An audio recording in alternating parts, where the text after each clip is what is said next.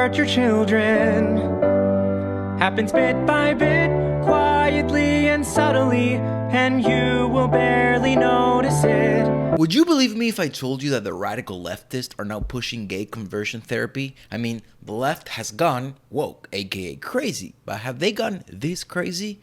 Well, my friends, that is precisely what we will be exploring in this video. And then we'll ask ourselves several questions, like for example, number 1, is calling white people a tub of mayonnaise racist? Number 2, is being trans braver than being a veteran? Number 3, was the 1/6 insurrection the worst attack on American soil in American history? In today's video, we're going to answer those questions and a lot more.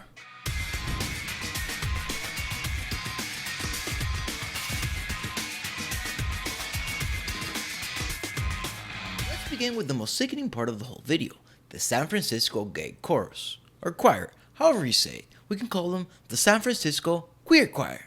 Or is that offensive? Who knows?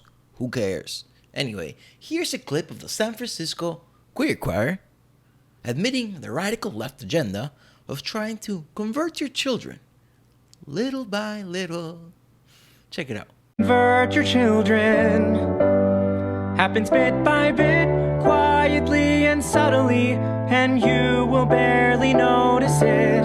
You can keep them from disco, warn about San Francisco, make him wear pleated pants, we don't care.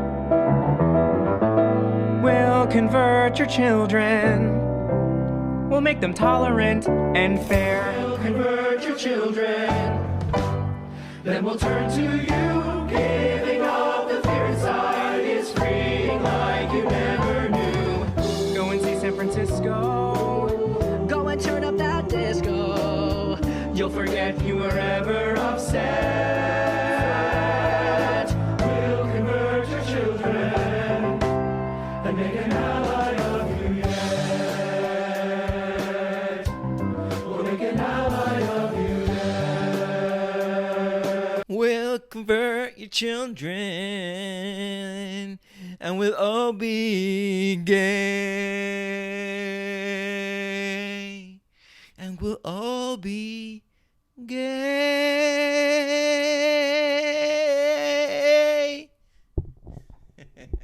How messed up was that? Especially the part where the dude says, and I quote, "We'll convert your children."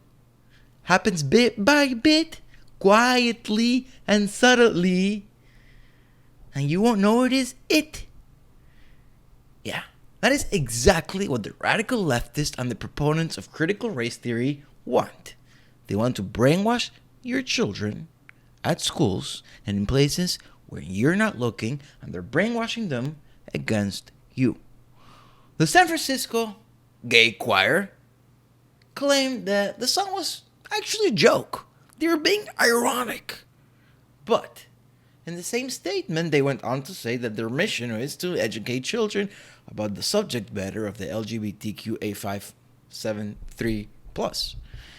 So, were they joking and being ironic? Me think no. No, they weren't. They say yes, I say no. What is your opinion? Comment down below. In other news, is calling white people a tub of mayonnaise racist? Well, according to this Asian girl, it's not. Well, not this Asian girl. I'm a black girl. This next Asian girl. Check it out.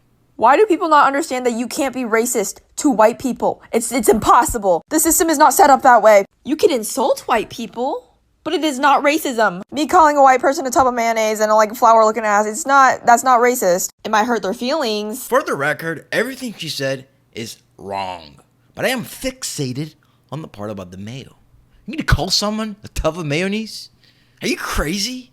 That is so disgusting. God. Mayo is an abomination. Calling a white person a tub of mayo, that's beyond racism. That's a hate crime. The National Federation of Teachers, NFTs, claim that critical theory and critical race theory is not being taught in schools. Now, if you've been watching the channel, you know that is fake news. In their conference, the National Federation of Indoctrinators invited Ibram X. Kendi, one of the leading racist minds of the anti-racist, actually racist movement, to headline. Here's a clip of Ibram X. Kendi being not just an idiot, but also a racist who blames every disparity of outcome on racism. Enjoy. Well, I think for me, it's that we live, unfortunately, in a society of racial disparities and inequities. And certainly those disparities and inequities are harmful for adults, but they're even doubly devastating for children. And I know, based on all sorts of studies, that those disparities are not the result of what's wrong with children or what's wrong with adults that are, let's say, people of color. They're the result of policies and practices. And so for me, to be anti-racist is to really encourage us to see those practices and policies as the problem, rather than people, as we're taught to believe. And apparently that's a controversial idea. It's a controversial idea to say we're equals. So if we have a disparity, it must be the result of what's wrong with policy and practices. And we should eliminate those and create policies and practices that create, equity and justice for all. Apparently it's a controversial idea to say you're indoctrinating children when you claim that racism doesn't exist in a society of widespread racial disparities and inequities. If you're a child that's 10 years old and you see that certain racial groups have more and certain racial groups have less, you're going to be asking, why is that the case? And to me, it is the prudent thing to do for teachers to say it's the result of not, it's not that certain people have less because they are less. The cause of the disparities that you see are the result of racism, are the result of bad rules, are the result of history. Typical anti-racist theorist who claims that all disparities are based on racism.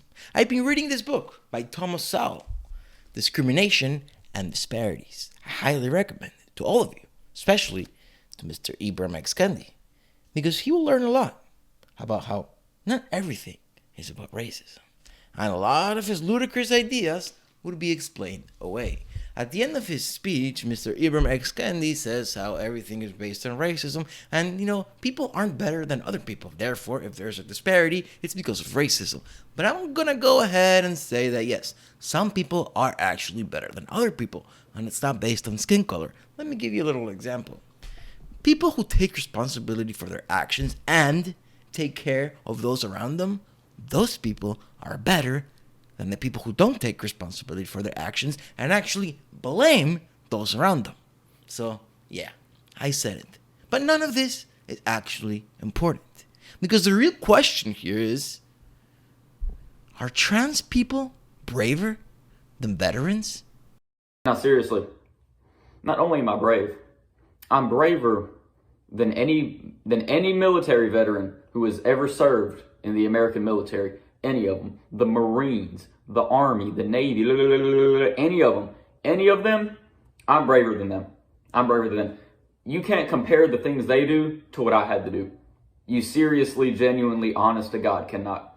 And I would love to have somebody come on here and try to convince me otherwise. No comment. Let's move on to the next story. You guys remember the Hilaria Baldwin controversy? How she claimed to be called Hilaria and be Spanish? Wanting those victim points? Well, it turns out that she was actually American and her name was Hillary. And you may be asking yourself, why does this bother you? I thought you were transracial. And you're right, I am transracial. And also, I am racially fluid. Sometimes I'm a black woman, sometimes I'm a ginger man. But Hilaria is pushing it to the next level. You see, she has come out as culturally fluid. Let me read you the exact quote. We need to normalize the fact that we're all unique. Our culture, languages, sexual orientations, religions, political beliefs are allowed to be fluid. Wrong! Your opinions are allowed to be fluid, But facts are not. For example, you are a woman. You were born in America. Your parents gave you the name Hillary. All those things aren't fluid. Your sexual orientation? Maybe. Maybe you're attracted to someone through a face and then who knows. But cultural fluidity? That's a new one. That's a new one. In my opinion, all these people need to be locked up in the insane asylum.